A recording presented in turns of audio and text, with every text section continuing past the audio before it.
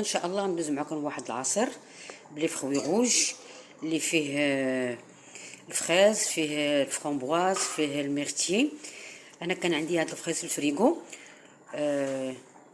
درتو في الطحال الكهربائي، ولا خفتو على الموز ديالكم ولا شي حاجه خليوه تيطلق واحد شويه، ولا كان عندكم الموز صحيح ما كاين حتى شي مشكل طحنوه مباشره. من بعد كنضيفوا داك الليمون اللي عصرناه.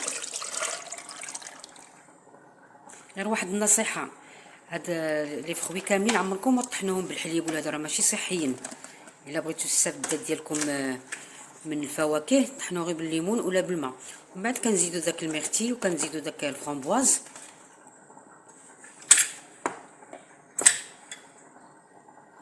وكنضيفو السكر على حسب الذوق.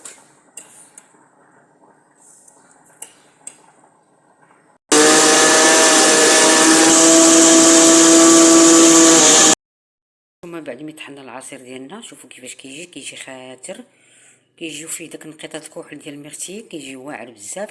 المهم الا عجبكم هذا الفيديو هذا ما تنساوش تبارطاجيوه مع الاحباب والاصدقاء باش تعم الفائده، وتفعلوا الجرس وتشتركوا في القناه ديالي فضلا وليس امرا.